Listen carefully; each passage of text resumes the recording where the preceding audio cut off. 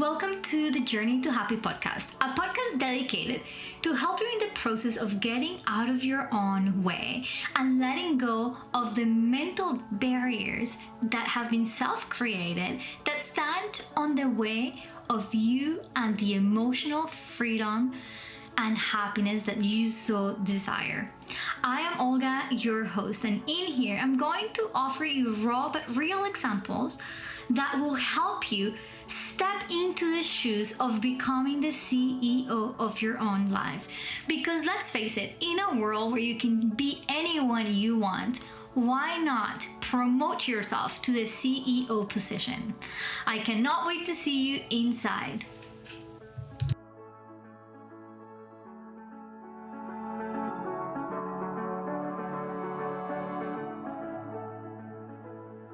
Hey guys, welcome to another episode of Journey to Happy.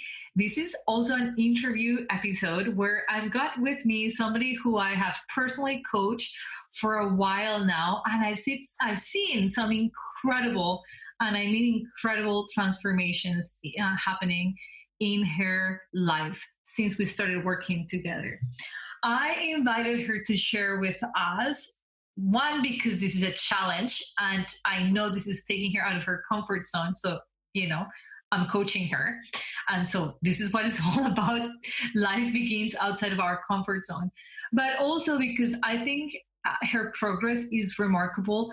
And one of the things she shared with me not long ago is that she didn't even know she had these things to work on until she landed here and she discovered that she had some things to work in terms of her perfectionist tendencies and maybe anxiety, something that she would have never described herself as before she came to do this work.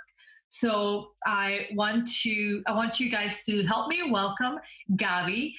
Gaby, I am so excited and sincerely so honored and thankful to you because I know how far this is from your comfort zone, and the fact that you're sitting here with me to share it publicly means the world to me. And I know you're doing this because you think that there's more Gabys out there who need to hear this message.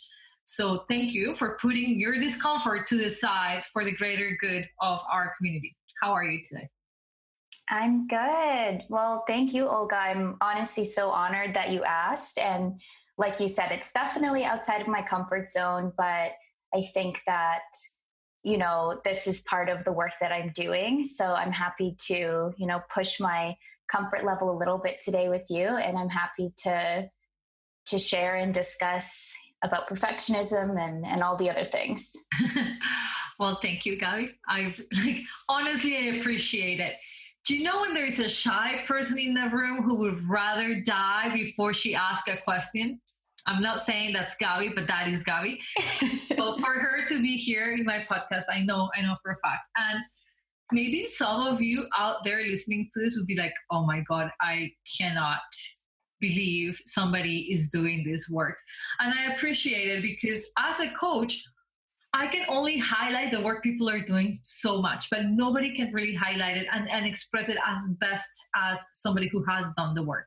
So Gaby, why don't you walk us through what was going on in your life when you first decided, hold on, I'm going to reach out to an untraditional coach/therapist to do some internal work. What was that thing? How long did it take you to actually make that call and come see me? Yeah, so that was a couple years ago. And I guess what really drove me to you, Olga, was I had just lost my dad and I was very lost and I wasn't really sure, how to go through the whole grieving process. So initially, I was coming to work through grief. And as you said, as I began to do that, I started noticing, I don't know how much we actually worked on grief obviously at the beginning, but as we met more and more, it opened my eyes to so many more things. So that's, I guess, was kind of the catalyst. And I had come across Olga's way and I thought, let me try this. I hadn't tried anything else at that point, and it just immediately, I knew that was where I needed to be. So guys, you went through obviously a massive life event, which is losing a parent, and and for those listening, this was not something that she saw it coming. Like this was a very fast, unexpected ending of life, and so it has like this traumatic added response, I suppose, to losing a parent, and also in a really fast way at a young age. Your dad was not definitely like near the where we would think like, okay, my parents are getting up there. Not at all. And so that was the catalyst for you to come in. Like a lot of people come in to see a counselor or a therapist when a really difficult life event is happening. But it's been 2 years and you're still around and you consume all of my materials. Like Gaby listens to the podcast. She's in the Reset Mindset membership. She's doing one-on-one coaching with me, and she's in one of my group coaching programs as well. And so she definitely is getting Olga in every possible way. Gaby, so what happened through you? Like, walk us through, because people are saying like, okay, what was the courage that you needed to take? Or what was obviously the intense pain of having lost your dad? Like, I'm going to say forced you to say, I need some help. And it seems, correct me if I'm wrong, but for the perfectionist mind, that seems like justifiable. Yes. Okay, this is big. So yes, let's go look for help. What made you say that I knew this is what I needed to be doing? Like, what happened in those first sessions that made you feel like, okay, no, this is in fact a good thing for me? I think just as we started talking and as we started kind of going through some of the emotions I was feeling, I think by we, maybe you, pulled out some of my like perfectionist tendencies. And I guess how I was grieving was I was a grieving perfectionist, which made grieving very difficult. So I think almost the way I was, my behaviors and my way of thinking and all of that, as I was going through that, wasn't necessarily just specific to grief and grieving, but more of, my mindset and, the bigger picture and who, the way I'm acting. So I think that was, as we started discovering more of that, things just began to click. And I, through that, was like, right. And I think pretty quickly, it was almost a shift away from focusing on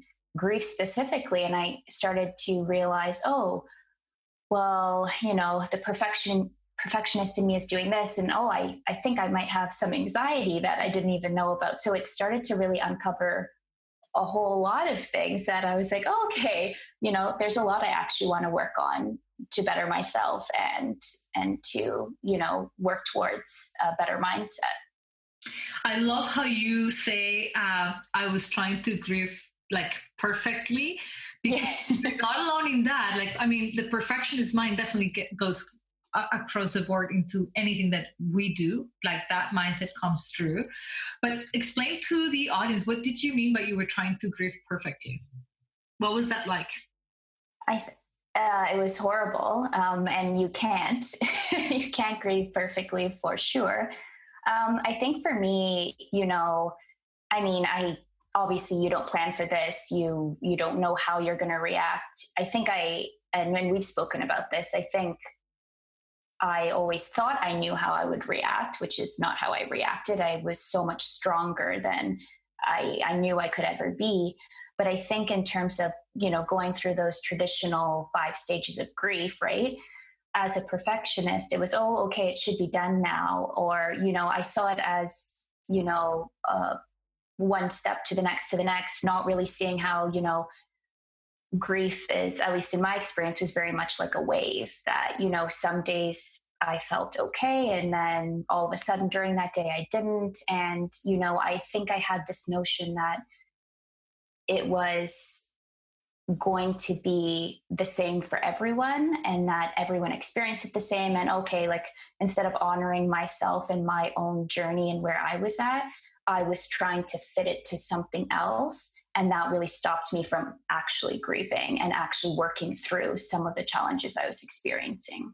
Right. And so that would bring you back to disappointment because why am I feeling this way? This should be done. I'm in stage two now. And like, so much of the perfectionist mind is to box ourselves to fit in whatever it is that we're trying to fit in. And I love that you mentioned that basically the shift has been to honor those feelings and to just allow yourself to. I love the analogy with a wave, like, oh, okay, so today the ocean has heavy waves and some days it's really calm and quiet. And that could change within an hour or within a day or within weeks. Uh, Gaby, and then you brought up the fact that you've realized you had some anxiety. And in fact, what most people don't realize is that the perfectionist could be a symptom of anxiety. And so, what started what? We don't really know. Was it like you were trying to be perfect and that caused anxiety, or that the anxiety tried to make you like be perfect because you wanted to control all outcomes so that you wouldn't have anxiety? What was that like for you to then discover that, like, oh my God, I may have anxiety? What is this? I think at first I was maybe surprised. And I think typically, like when you think about what anxiety is, or in the media, for example, it's you. I don't know. I didn't really, I think, fully even understand what anxiety really was. I think I had an idea of it, but I didn't really see myself as necessarily a very anxious person or nervous person, which I think is kind of what it made me think of. Yeah. So that's kind of, I think, what I thought about it. And I think it was twofold. I think it was really a relief to figure that out and to kind of normalize some of the feelings and that. But it was also very scary at the beginning because I think, my whole mindset at the beginning was, holy crap, I have so much work to do. And it felt very overwhelming. And it felt like it was just like a ton of bricks. And it was like, all the work I started doing, it was just like taking one brick from the pile. And at first it just felt like it was a lot. But as I've become more aware of it, it's not scary and it's just become a very normal thing, I guess is the best way I could describe it. But yeah, it was definitely, I guess, a mix of like a challenge and, oh, right now I know what this is and I can work at this. But, I guess with that anxiety at the same time, trying to beat maybe those expectations of perfection or expectations that, it was just going to go away quickly and something that, I continuously would have to work at. Yeah. So I remember that resistance with you at first. You're like, well, but by now I should be like completely over this anxious nature in me. And, you always be like, oh my God, that is also true. How much work do I have to do? So, Gaby, if you were to look back in the last 2 years, what would you say has been one of the biggest mindset shifts that you've had that allow you to live differently today? I feel like I've had so many mindset shifts. You can definitely share a few. I think, it's definitely it's constant work, but I think unlearning perfectionism has been a very large mindset shift, especially in terms of expectations. I think I always saw expectations as something that people have of other people, but I never really looked at it inwardly and the expectations I had of myself. So I think recognizing that mindset that I really live with every single day, that is in my work and relationships and every aspect of my life, was a really big shift in going from feeling like everything had to be, perfect, and becoming aware of the expectations and letting them kind of dissipate has been a really big mindset change. And I think the biggest part of it was really becoming aware of that way of thinking. I guess all of the mindset shifts that I've had in terms of limiting beliefs, of, not being good enough or not being, smart enough or those types of beliefs, and how it all kind of feeds together. So I think recognizing those and then shifting to a different mindset of being aware and challenging thoughts instead of just accepting them as reality have been really the biggest changes that I've seen over the last 2 years. And so if I was looking into your life, how will those changes be seen? Like, how has that change of mindset made life different for you? In what ways? What will be sort of like what, life before doing this work and after doing this work looks like for you? Like, what were some of the limitations you may have had coming into this work and the freedom that you feel now based on the amount of work that you've put towards yourself? I think the biggest thing that I've learned is how important it is to show up for myself and to make time for myself. I think before all of this, I was, a go, go, go person, and I, very organized. So I had a schedule, but I never made time for myself, or I didn't make the right kind of time for myself. So now I have a completely different routine. I have like a morning routine that I never had before. Before I would just, get up, eat, get ready for work and go. But now I wake up a little bit earlier. I make sure I get a good night's sleep, and I start my day with journaling, reflection, yoga, meditation, depending on the day. Obviously, I don't always have time for all of that, but I think just that has been such a big change in terms of my day to day, as well as now. I know when we first started working together, you told me to actually schedule in my calendar, like time for me, because otherwise your week just gets full, right? So like that was huge. And it sounds so little, but you start actually then blocking that time and having time to reset and having time to reflect and stop and not just, be pushing through the busyness of day to day. So I think those were things that I started doing. And that's when I really started to, see the work pay off. And what does that look like? What has been the work paid off? Like, what feels different for you? I think a lot. I think taking the time for me and being able to have time to actually reflect and check in with myself then helps me be more present in my day-to-day, more present at work, but then also in my own relationships with friends and family, and knowing more like what I need. And I would say I think the big thing really is being more mindful and present with people, and showing up for myself has been huge. It has been huge because now that you're showing up for yourself and you're being more present, has allowed you to connect better, or what has having these like tools under your belt allow you to do differently than before? Because I know, like, tell people a little bit like your anxieties around what, without going into details, like what are the things that usually were, limiting you the most, that now that you're more mindful and more present, you feel like, okay, that veil has kind of lifted, I can see better, I can connect better? Yeah, I think connecting better is definitely a very big one. And I don't think it's seen necessarily from the outside, but how I feel, like I just feel so much more connected. I feel like I'm not having a conversation and thinking of 100 other things. Like I'm really connecting with someone. So actually, I'm sure it does probably come across as well. Because I think it's quite obvious when you talk to someone and they're not really there with you. So yeah, I would say that. Like one of your fears has been, for example, public speaking, right? Or like, yes. Or speaking up your needs because, or your thoughts even, because the perfectionist mind takes it over and it's like, well, you wouldn't say anything. You start overthinking before you say a word. And I know there's a lot of people listening to this who might relate to like, oh yeah, that's me. I get so worked up with my overthinking that I end up saying nothing. That was one of your biggest, I think, anxiety causing roots, that you were like, I want to say something, but what if what I say sounds stupid? What if people laugh? What if they don't, and now here you are sharing a podcast.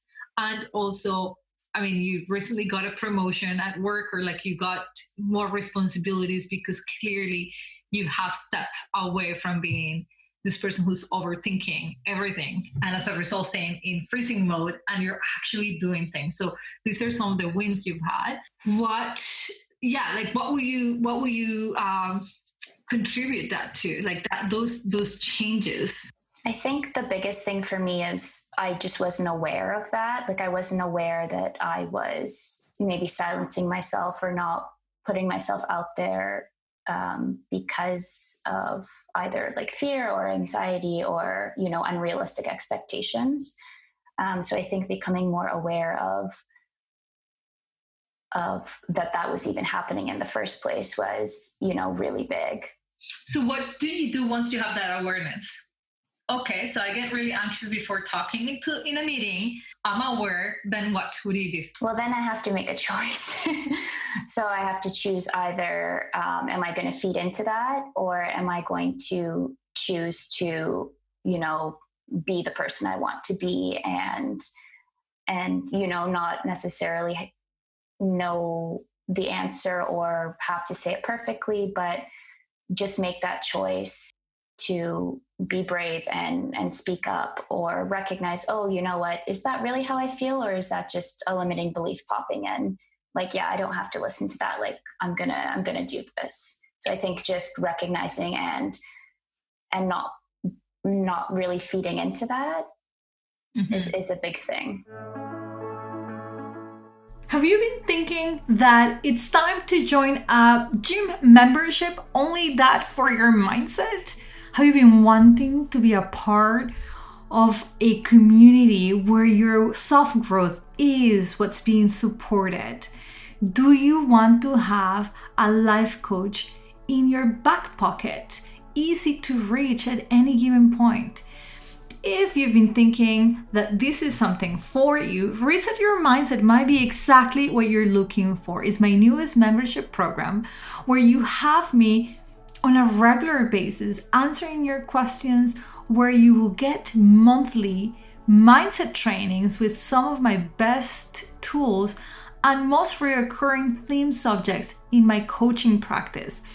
You will also receive a work along workbook to move along, and you will have Zoom group calls with me to get your questions answered and to process some of those heavier emotions that you just don't know what to do about.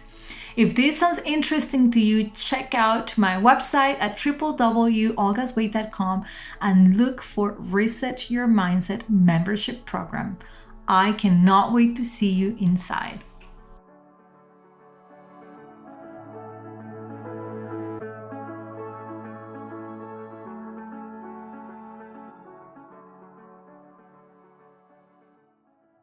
That's huge, because then you've like become aware of the thought, and then the thought is faulty, then you've reframed it and like thought differently so that you could enjoy the experience. So just like list some of the things that you're now doing that you would have never done before, and if you forget any of them, don't worry, I have them in my head so clearly because I'm so proud of you. I know it's funny, right? When you've been doing this for so long, sometimes you forget the successes, or even looking back where I started, I forget, oh right, I am so different and have such a different mindset now. So I would say definitely at work, for example, making sure that I'm heard and sharing, and not just sitting there, but making sure my opinion's heard, and my thoughts, and not challenging people per se, but challenging ideas and, debating and that kind of thing. I would say I feel a lot more confident in that. I think as well, one of the big things is like imposter syndrome. And despite, however much school or, promotions and jobs or all the opportunities, like, perfectionist is just like never seems to be enough, or we forget to celebrate sometimes those wins. So I think one of the big things now is to stop and celebrate and, say, wow, like this is big. And even the small things too, I think it's so easy to let them pass by. So now even, small things, like if I, speak up in a meeting, I'm like, good job, because I know I wouldn't have done that even maybe 6 months ago. Right. So I think some of it might sound small, but it feels really big at the same time. So yeah, I think work examples, there's so many, but just speaking up and being true to myself in that, if I have a question, to not just sit with it, but to ask the question, right? And then the same with relationships with family and friends, just being more open about where I'm at in those relationships and what I need from them, which is not easy, right? Like that's so hard, but that has been, I think, something that I've come such a long way and be able to have conversations that are difficult. So yeah, those are some of the things that I look back and can be very proud of and know that 2 years ago, I would never be responding the way that I am today. Even things like saying no. I'm off work at that time. Sorry, guys, this will have to wait until tomorrow. I know saying no would have been a difficult thing for you because of the fear how you were going to be perceived by that person that you're saying no to. And I think, Gaby, from like as your coach, I see you caring a lot less about how you're going to be perceived. Where I know that still has a hold on you, but is not nearly as debilitating as it was when we first met, that, you wouldn't really speak up or ask a question or like say, no, I don't eat meat or whatever the case might be, because you'd be like, but what would that mean? All right. So these are some two amazing wins that you've had. And I would even say, Gaby, that in the area of relationships, you've taken risks and I've seen you transform into this confident person who's willing to do the vulnerable thing. Like I have seen you just say, okay, I'm going to do this thing, even though everything in me is saying like, this is a reason to be afraid, warning signs, and then you do it. Recently, you've worked on your 90-day plan. Do you want to tell us what a 90-day plan is when it comes to like, not business, not work, but personal? What does that look like? What's that process like for you? And what has been sort of like the best thing that has come out of that? Yeah. So as part of the Journey to Happy group, we've all put together 90-day plans, and it's been really great. I've been part of Journey to Happy for at least a year and a half now.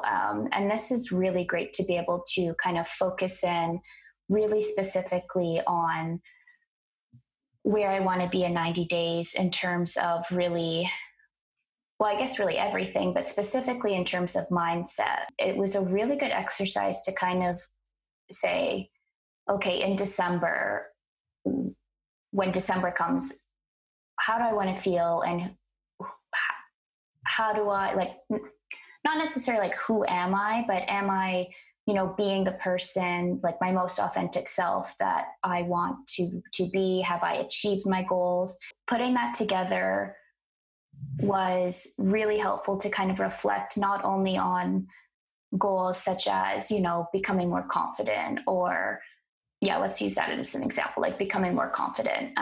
So not just saying that and then waiting for December to see like, oh, like, am I more confident? But really breaking down like, but okay, what do I mean by that? In what areas of my life do I want to be more confident in? And then also coming up with a purpose statement and, who am I and what mindset do I want to achieve? What do I want to achieve personally, professionally, in my relationships, in kind of every aspect of my life? And then actually breaking that down to a level of, okay, these aren't just lofty goals, but this is what I can do every day, or this is what I can do every week and every month to kind of check in, look back and see, what is going well, what do I need support in? So for me, it's been really good. I think working with you, Olga, for so long, it was, at first I was like, oh, this is going to be challenging, but it was so much easier to put pen to paper on this one, because we have done so much work together, and I think I'm quite clear on my bigger goals. But yeah, it's been really helpful to work on that self-accountability and having a plan on paper of where I want to be in 3 months, and then to kind of look back and be able to continue to grow those goals and kind of build off that after time passes as well. So, Gaby, in looking back, having a coach has done what for you? Because, the perfectionist mind always think, I can do this, I can handle this all by myself. And you did the difficult thing. Obviously, life threw you a fireball that most of us would have turned to therapy for that. We don't do regular therapy. Like I wear my two hats at all times, but I would say that I mostly am heavy on the coaching aspect because I do bring that accountability aspect and I bring it up to you. Like these are the tools, like this is how you can, I always tell people, I want you to self-coach eventually. You have chosen to continue to be coached through Journey to Happy, and from time to time you do the one-on-ones.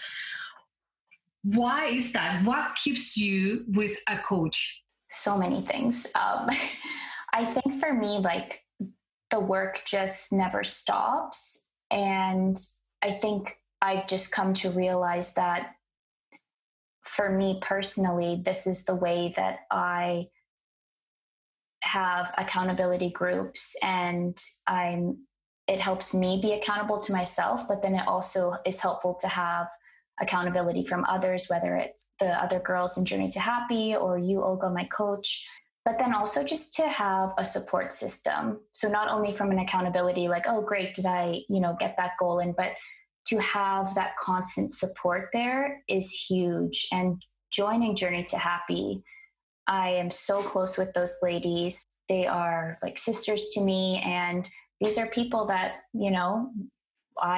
we didn't even know each other, right? And over time, you just become so close, and you have a whole team that's, we all have different challenges. We're at different places, but we come together and we coach each other, we support each other. So I think for me, having a coach has just really helped me narrow in on my goals, both professionally, personally, and has given me the support that I need to achieve that. So for me, it's, although I have come such a far way in terms of my mindset, and, I am able to overcome a lot on my own, it's like any goal that you set, right? You want to keep going, you want to keep improving, and that. So for me, that's why I've stayed with it, is because I learn so much. All the work I do, I just continue to evolve, continue to grow, and I see that it works, and I see that I've become happier and stronger and just an overall like better person through it. So for me, it's, just as though, if you were, I don't know, sick and went to the doctor and your knee pain wouldn't go away, and maybe it gets better, but you want to start running, and then you want to go faster and you want to start racing. It's the same thing for me. That's how I see it as, I want to just continue growing. And with you, I'm able to do that. So Gaby, you are, as we expressed already, a shy person, let's say. Like public speaking isn't your thing, like being the center of attention, definitely not your thing. And when you and I first started working, we were doing strictly one-on-one work, and then you joined my group and you stayed in my group settings, like you're in the membership Reset Your Mindset, and you're in Journey to Happy, which, by the way, guys, you wouldn't find anything about Journey to Happy on my website. So if you're looking for that, you will be finding Become the CEO of Your Own Life, which is what this group is, my coaching group, available now to take. I get a lot of people who are anxious, and they're like, what? In a group? Are you kidding me? And I think I still remember you saying like, I don't know if I want to join this thing. And you have joined it. And like you said, they've become your sisters, these women who, like you said, are in complete different times of life. You guys are different ages. You've got different challenges. How is it that a shy person who hates speaking in public is so into this group coaching? Why? And what will you have to say to somebody else who might be saying like, I would love to join the membership, or I would love to join the Become the CEO of Your Own Life, but I don't know that I can talk in front of other women and like ask questions and be coach? It's so funny. I don't know if you'll remember, but I remember the first call that we did. And I don't think I obviously spoke when it was my turn, but I remember I was so anxious. I could like feel my heart. I was just, like I all of those things, but I knew it was kind of that next step for me in this work. And I remember I was so nervous, and I thought, oh my gosh, what have I signed up for? Like, I don't know these people. Like, I can't, what if they judge me? All of those what ifs and all of those limiting beliefs and whatnot.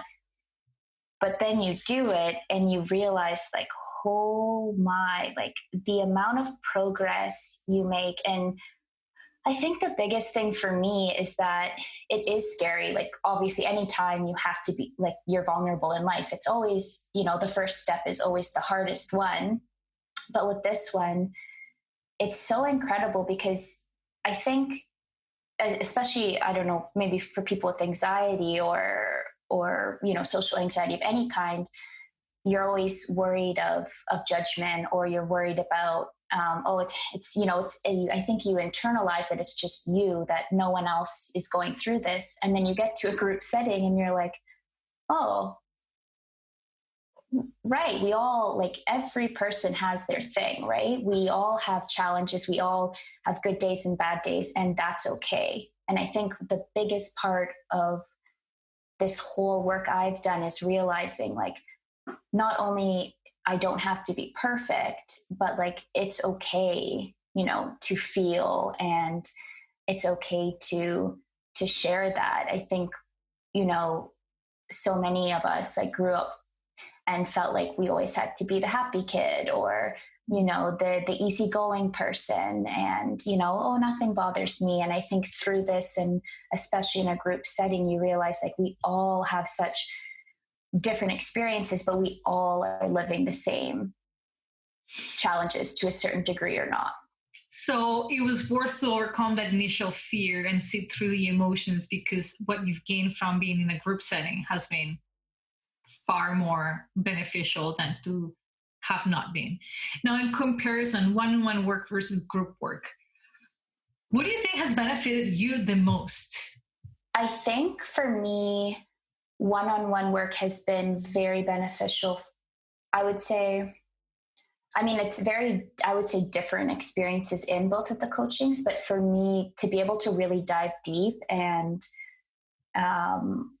understand myself and understand, I guess, where I'm at in terms of my mindset, that really came out through one-on-one coaching, and really focusing on me and my experiences and where I want to go. So for me, that was a really crucial part of it. And I would say the group coaching just went really well hand in hand to continue to do that work, and to receive support as well, and in that group setting. But I would say, I think, at least in my experience, the one-on-one was a really good place to start. And I still do it, right? We still continue to do it, to kind of continue to dive deep. Right. And I do think, obviously, one-on-one gets my eyes fully on you for like a half hour or a full hour. And we're like, okay, Gaby, what's up with you? And while I do offer that in the group coaching, obviously there's more people. So the depth that we can get to is not there. But I do agree with you. Like, one of the reasons I purposely coach people in group, I don't business coach, I anxiety coach people, like mindset, things that your brain has been telling you for a long time. So it's not as simple to say, let's bring everybody in a group. I understand that's a challenge on its own, but the benefits are so amazing to feel supported and to normalize some of what we think we're all alone in this. Like, nobody else can feel this way. And like, there's something so wrong with me and I'm the only person thinking this way. That I do love that combination, which is why becoming the CEO of your own life includes some one-on-one work as well as the group work. And this is a full year work. I want to talk about this, Gaby, because when we first started working, your mind thought, okay, I need help for 2 weeks or 1 month. And 2 years later, here you are. And you're like one of my favorite people to work with. You do the work, you show up to the sessions, you like, clearly what you want to do. You, in between sessions, go and do the work. How do you motivate yourself to stay working with a coach? And let's face it, it costs money. So how do you even say, justify in your head, like, hey, this is an investment, but it's good for me? Because how many times we want to shut down the part that has to do with ourselves. We're like, okay, I don't have money for this.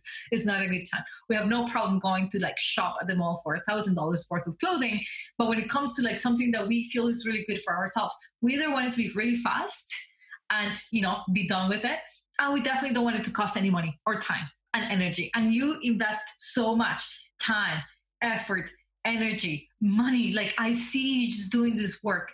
So what was that like for you to do this work? Because it's the transformation doesn't happen overnight. And as you said, you found layers. So what keeps you wanting to do it? One, and two, what is the rationalization that you give yourself when you're like spending this money a month and spending this amount of time?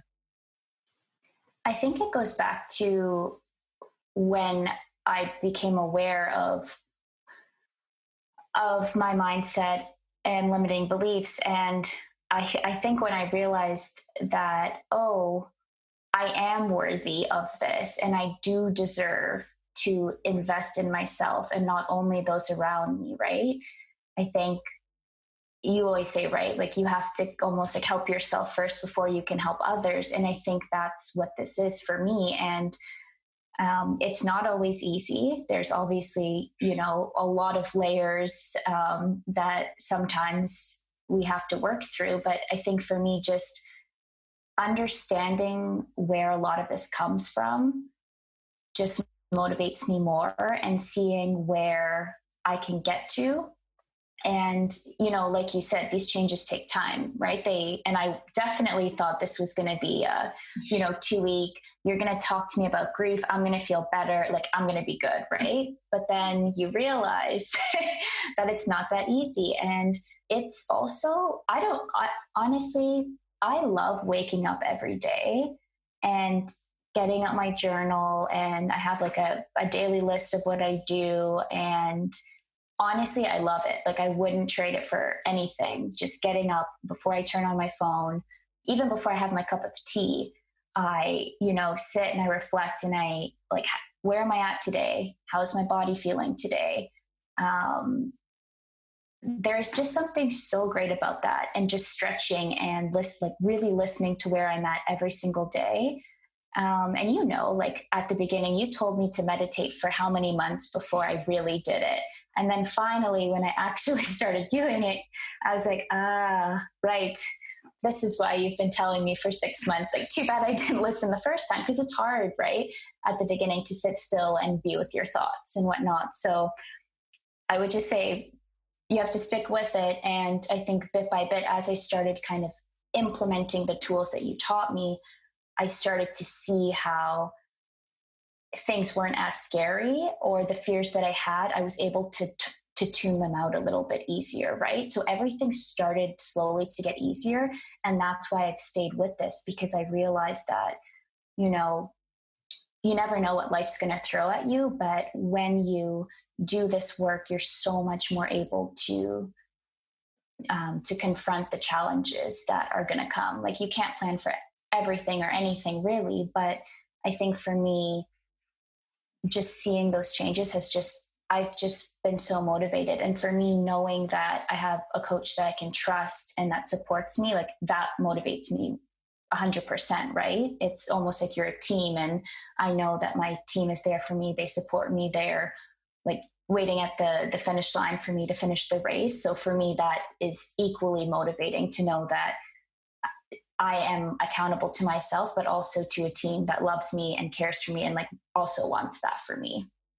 You're gonna make me cry, because absolutely I'm at the finish line, and absolutely I love you.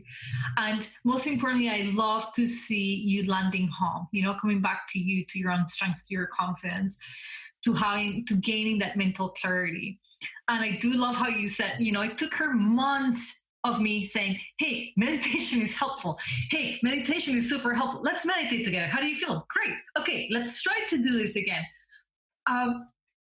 And this is a message that I really want you guys to listen to. Changing the way in which our brain is wired takes time. It's not difficult, it's just new. And when we do something new, we have to do it several times before it becomes like our go-to attitude and response. So for those of you who are thinking about coaching, whether that's group or like self-help of any kind, please do yourself a service and a favor, and don't begin with the expectation that rewiring your brain, one, is impossible, because it's not. It's possible. And two, it takes time. You've been thinking this way for a very long time. So to change that, you've got to, budget yourself the time to know that it's going to take some time to rewire the brain. Something, Gaby, that you said to me a while back that really stuck in my head, because I'm like, oh my God, how many more people feel this way? Was that you didn't really feel the way you feel now was possible. You were like, oh yeah, that's for some people, just not me. Like that wouldn't be for me. And if you're sitting at home thinking like, oh, that's great, guys, it's good to know that you've been promoted at work, that you've improved your relationships, that you're now taking yourself more seriously, that you're self-motivating, that you're more confident, that you can speak in public, that you're not overthinking as much, but that's not me. I want you to know that Gaby, like myself, is just another human being who decided that she was worth it. She said it. She decided that she was worth at least giving this a shot. And then she jumped in. And I'm telling you, she jumped in hesitantly. She's like, I think I'm here for 2 weeks, okay? Bye. And in 2 weeks, she's like, I think I need you for a little bit longer. And I think I may, okay, I'm going to try the Journey to Happy group program, but if I don't like it, do I have an out? And, you have never given up on the journey that you started 2 years ago. And I know you're sitting like, for you to list it and verbalize it, like you make it sound so easy. I know the work that you've done. I know the time that you spent on this. I mean, I've been there with you. But I know the consistency you've used and you continue to use. And I've seen you grow in acceptance. Okay, this is who I am. I am that person who likes to overthink. No problem. This is how I can counter that overthinking so that I can still feel here and sit here. You are peacefully talking to us about your progress and the ability you now have to celebrate small wins, the ability you have now to like shut down the perfectionist mind when it doesn't serve you, and the ease in which you set boundaries and feel proud of yourself. You're like, yeah, this is right. The ease in which you're now making decisions. Do you recall making decisions? Like this was a very difficult thing for you to like, how do I know for 100% sure or certainty that this is the right decision to make? This is a classic overthinking human because she wanted to always be in the perfect mindset. So stepping away from that takes doing many things that are out of your comfort zone, such as asking for help, seeing a coach, prolonging that coaching, going into group coaching, sitting through that discomfort. And I remember the day I challenged you to speak first. I'm like, Gaby, from now on, when I ask a question in the group, I want you to be the first one who speaks. And so I would ask a question and Gaby would immediately look at me like, I could tell in her mind, she's like, oh shit, she's looking at me. I have to talk. And I could feel the tension and you would do it. Somebody else could have said like, I don't think so. You're my coach and you're supposed to support me in whatever feelings I have. And I don't want to talk, but you will raise to the challenge and do it. And I mean, you're seeing the benefits today. And I don't take it lightly. Like I know you minimize it, but your accomplishments at work as, a new coming junior, I'm going to call you a junior into the workforce, and how much responsibility you've gotten. Soon you're going to be representing Canada somewhere. Like it's amazing. It really is amazing how far you've come because you have decided and you use those words, I have to make a choice.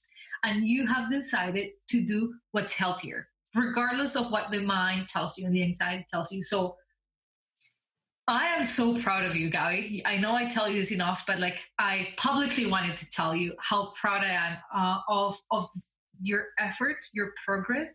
And I'm forever thankful for you to wanting to share this today in the podcast because I know it doesn't come super easily.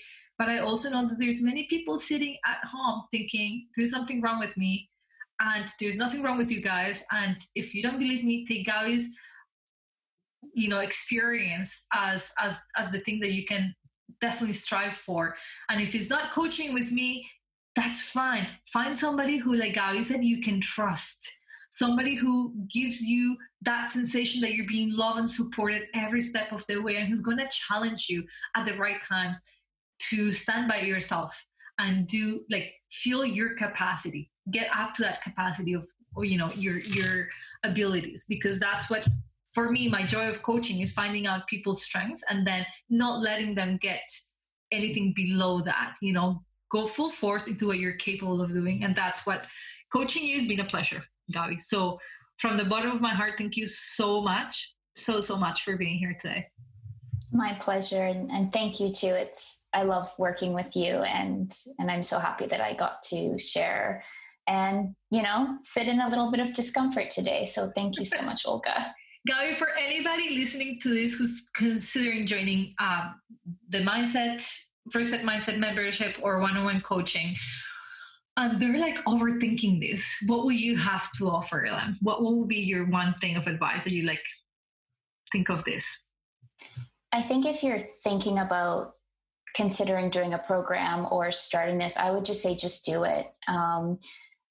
As soon as you start it, you'll find the right program for you, whether, you want to do more one-on-one or group. There's so many, Olga has so many different programs, but I think just the biggest thing for me is that I just needed to know I was worth the time, the money, and the effort, and just know you're worth it, and just do it. I agree. Your mind tells you it's way worse than what it is. And the benefits are so incredibly better than what the mind even lets you consider. So I'm here for you guys. There's, like Gaby said, a variety of ways of working together if you do want to work with me. And I am never biased to you working with me, but just please work with somebody. If you're feeling like there is time for you to grow, to let go of some old habits of the mind that are keeping you small, please don't hesitate to invest in yourself. You are 100% worthy of that. 100%. Thank you so much for listening, and I will catch you at our next episode.